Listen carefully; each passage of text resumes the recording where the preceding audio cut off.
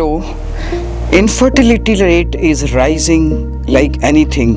Globally, the number of people who are suffering from infertility is 18%. Her 100 couples के बीच में 18 ऐसे couple हैं जिनको इनफर्टिलिटी की प्रॉब्लम है।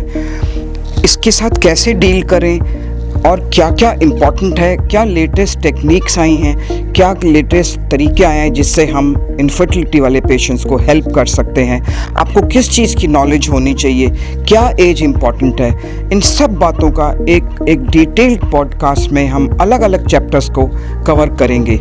मेरा नाम डॉक्टर बीना मुक्तेश है। मैं मदरहुड हॉस्पिटल और सिल्वर लीफ फर्टिलिटी सेंटर में क्लिनिकल डायरेक्टर की तरह काम करती हूँ। I have got 40 years of experience and more than 25 years in field of fertility.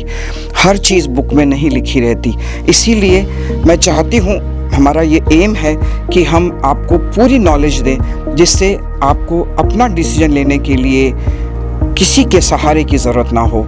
इसीलिए हम एक सीरीज़ ऑफ पॉडकास्ट बनाएंगे जिसमें हर डिजीज़ का इंडिपेंडेंट ट्रीटमेंट, इनफर्टिलिटी का क्या होना चाहिए और क्या नहीं होना चाहिए को डिटेल में बताएंगे। किस एज तक हम नॉर्मल ट्राई कर सकते हैं, कब हमें डॉक्टर के पास जाना चाहिए, क्या क्या फर्टिलिटी के टेस्ट कराना इम्पॉर्टेंट होता है, क्या माइल्डर मेथड्स होते हैं कंसीव करने के, लेप्रोस्कोपी किस किस केसेस में करना पड़ता है, ट्यूब टेस्टिंग कब कब करते हैं, नॉर्मल ओव्यूलेशन इंडक्शन कब करना चाहिए और कब बंद करना चाहिए, कितने IUIs होने चाहिए, कितने IUIs नहीं होने चाहिए, क्या मेथड है, IVF से किस तरह से प्रेगनेंसी की जा सकती है, क्या जिनके नील शुक्राणु होते हैं वो भी क्या अपने ही स्पर्म से प्रेगनेंसी कर सकते हैं या बच्चा पैदा कर सकते हैं, इन सब चीज़ों की नॉलेज। इसके साथ पॉलीसिस्टिक ओवरीज में इनफर्टिलिटी का ट्रीटमेंट क्या होना चाहिए, एंडोमेट्रियोसिस इनफर्टिलिटी का ट्रीटमेंट क्या होना चाहिए, अनएक्सप्लेन इनफर्टिलिटी का क्या होना चाहिए, लाइफस्टाइल को कैसे इम्प्रूव करें, कौन कौन सी एक्सरसाइज करें जिससे हमारी फर्टिलिटी इंक्रीज़ हो जाए, कौन कौन से और तरीके हैं जैसे मेडिटेशन है, साइकोलॉजिकल सपोर्ट है, हमें किस किस चीज़ों से सपोर्ट मिलता है, हम सोसाइटी से क्या एक्सपेक्ट करें, हम किस तरह बिहेव करें कि हमें इन्फीरियरिटी कॉम्प्लेक्स ना हो। इन सब चीज़ों का अलग अलग पॉडकास्ट में हम आपके सामने लाएंगे और आप डिसीजन खुद लेंगे। हमारा काम है आपको नॉलेज देना, हमारा काम है आपको हर तरह की नॉलेज देना जिससे आप इंटेलिजेंट हैं, आप समझ सकते हैं कि आपको कौन सा डिसीजन कम लेना चाहिए।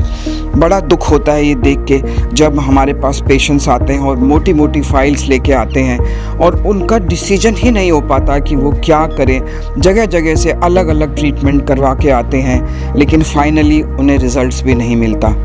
तो मेरा ये एम है कि अपने एक्सपीरियंस को यूज़ करके मैं इस तरह से पॉडकास्ट बनाऊं, एक पूरी सीरीज़ ऑफ पॉडकास्ट बनाऊं जिससे हर क्वेश्चन आपको देखने को मिले, हर डिसीजन आप ले सकें, कन्फ्यूजन ना हो, जगह जगह की ठोकर आपको ना खाना पड़े और खुद ही आप अपना डिसीजन लेकर आगे बढ़ते जाएं। इन सब चीज़ों को ध्यान रखते हुए please keep tuned to our podcast series and I'm sure you will be benefited.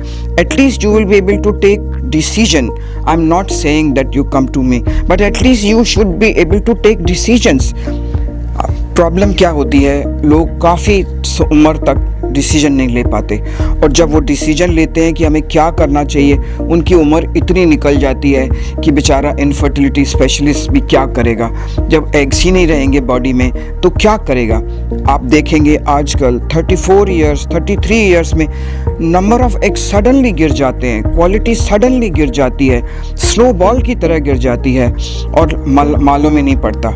Late marriages होती हैं, लेट नाइट्स होती हैं, वर्क लोड होता है, इतनी तरह की प्रॉब्लम्स आज लोग फेस करते हैं, फर्टिलिटी का ध्यान ही नहीं रहता। और जब उनको लगता है कि हाँ चलिए अब हम इनफर्टिलिटी के लिए जाएं डॉक्टर के पास, तब वो इतना लो ओवेरियन रिजर्व लेके जाते हैं कि हमें भी बहुत दुख होता है कि काश इन्हें पता होता, काश ये अपना डिसीजन पहले ले पाते, काश ये अपनी प्रायोरिटी चेक कर पाते, काश ये अपनी प्रायोरिटी के हिसाब से डॉक्टर से मिल पाते। इन सब बातों का हम एक डिटेल्ड पॉडकास्ट में आपको बताएंगे। अगर आप मैरिज नहीं कर पा रहे, आपको पार्टनर नहीं मिल पा रहा, तो किस एज में आपको अपने एग फ्रीज़ कराने चाहिए, एग फ्रीजिंग के क्या क्या नुकसान है, क्या क्या एडवांटेजेस है, इन सब बातों का इतनी डिटेल में हम आपको बताएंगे।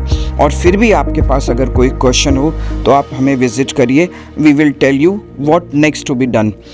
इसी उम्मीद के साथ कि आपको पूरी नॉलेज मिले, इसी उम्मीद के साथ कि आप अपना डिसीजन खुद ले सकें, my best wishes are with you. Thank you very much and stay tuned to our podcast series. Subscribe and share with your friends. So I hope everybody should be benefited. Thank you very much. धन्यवाद.